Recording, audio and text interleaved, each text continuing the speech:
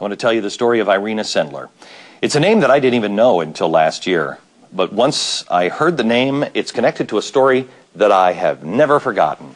This woman was born in 1910. She was outside of Warsaw. By 1940, she had become an administrator in Warsaw's welfare department as Hitler occupied Poland. Well, the Nazis, if you remember right, they took 500,000 Jews and they shoved them in the ghetto, and then they cut off all the basic health services, even food. Now, Irena was responsible for controlling tuberculosis in the area, so she could go wherever she wanted without any restriction. And she used that freedom to convince Jewish parents to let her hide their children. Imagine the scene. Please let me take your children.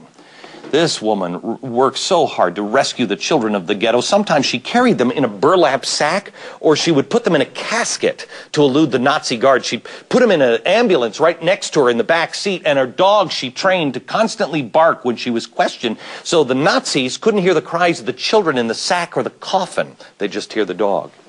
Sendler then gave the children all new names and documents, and she placed them with Christian families.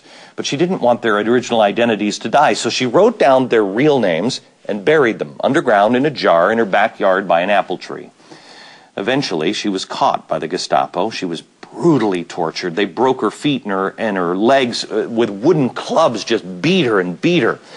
She was then scheduled to be executed, but she escaped by bribing a guard, and she lived in secret until the war was finally over. Once she was free, the first thing she did was dig up that jar next to that apple tree. She attempted to put the lives of the rescued children back together. Unfortunately, most of the parents were killed, but she placed many with relatives.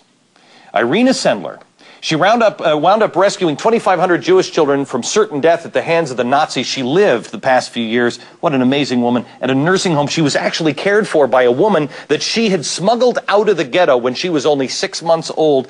Irena had carried her in a toolbox with a dog barking at her feet. I told you that I had only heard this story last year.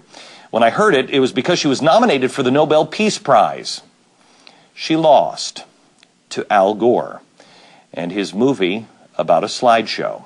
Yesterday, she died, and it is despicable that she did so without winning the Peace Prize, but I'm sure if you asked Irena, she would have been worrying about other things, and right now, today, she's reaping her real rewards, and they are far more substantial.